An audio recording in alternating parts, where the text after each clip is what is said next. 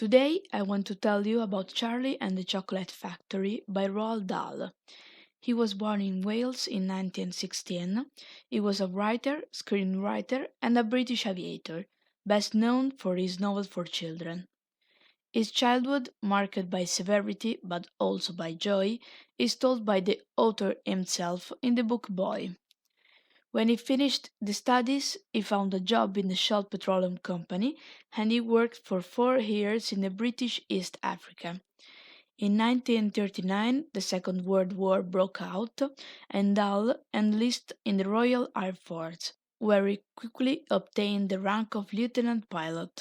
In 1942, he started his writer career with a novel for children started during his transfer to Washington.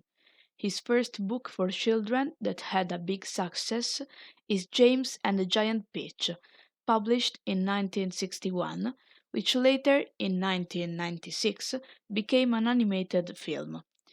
When Dahl came in Britain, obtained a great popularity as a writer for children, and he wrote his best novels, such as the BFG, The Big Friendly Giant, Matilda, and Charlie and the Chocolate Factory.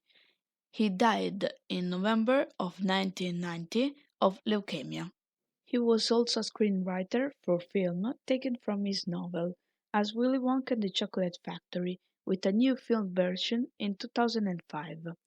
The story tells about Charlie Bucket, a child who lives with his 4 grandparents and his parents in a small wooden house.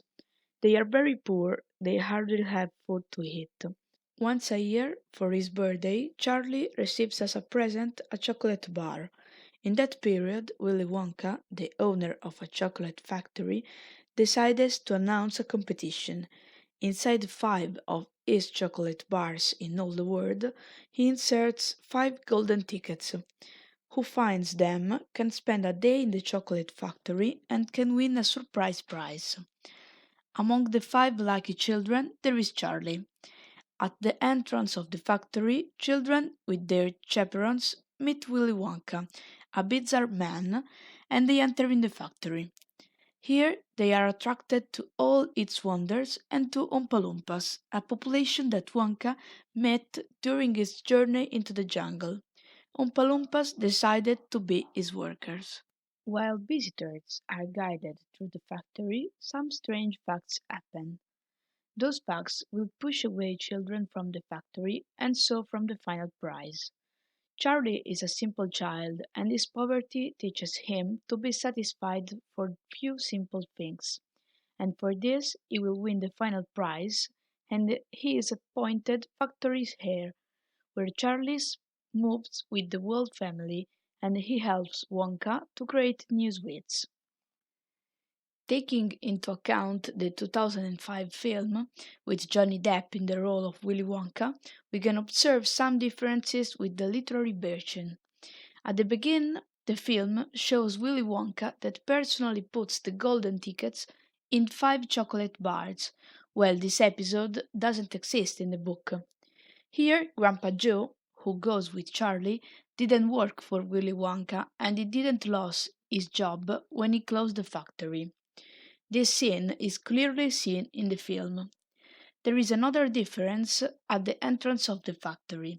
While in the book Willy Wonka welcomes his guest, in the film visitors enter alone, and at the entrance they found a strange musical carousel which at the end catches on fire. In the book doesn't exist the dentist's father, not even flashback of his childhood or how he came what he is now. There isn't the reason why he needs an hair that in the film is explained when Willy saw a grey hair on his head.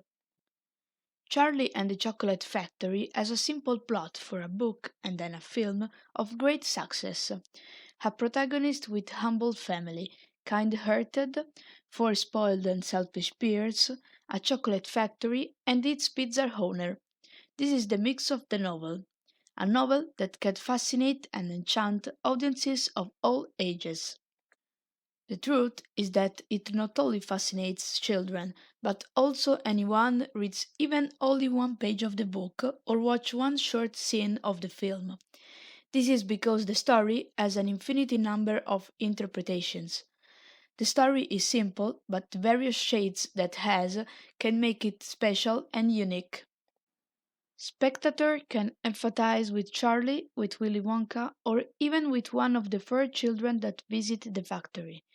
Augustus Gloop, a very fat and greedy child, Veronica Salt, rich and spoiled, Violetta Beauregard, the world record holder in chewing gum, and Mike TV, a boy dependent from television and video game. And the factory can just be a simple factory, or it can represent life with its difficulty and its trick.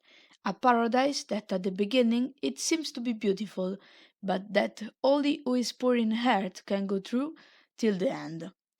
The factory as the life hide a lot of trick and obstacle that need to be addressed. A vice can fall us into temptation, and it creates an obstacles that doesn't allow to go on. Dahl created a story in which everyone can identify with, using imagination. One of the main themes is children education. Indulge in devices, as many parents do, can be inappropriate and also dangerous. We must learn to enjoy simple things that we have. In 1964, Italian children, especially in the South, could just identify with Charlie. Very significant is the polemic against television that we find in the book through the person of Mike TV. In the last 40 years, television was responsible to block children's imagination and to divert them from the reading. I really liked Charlie and the Chocolate Factory because, even if in a kidding manner, in the story are faced some problems of the contemporary situation, such as, indeed, the dependence on video game or on television, be spoiled or don't listen their parents. I don't want that an adult manages it.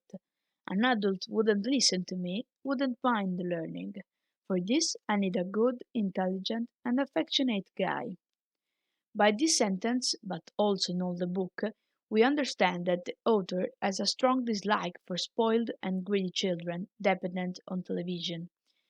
He repays goodness, modesty, and the ability to renounce. Roald was able to create an incredible story for all the fans of chocolate, that is the sweetness par excellence. Wonka has tons of it, but is not happy. He needs something. In the Bucket family, everybody loves everybody. Here there is much more sweetness and goodness. The author shows how it is important to be happy with what we have or who we are, because goodness, humility, and generosity are always repaid.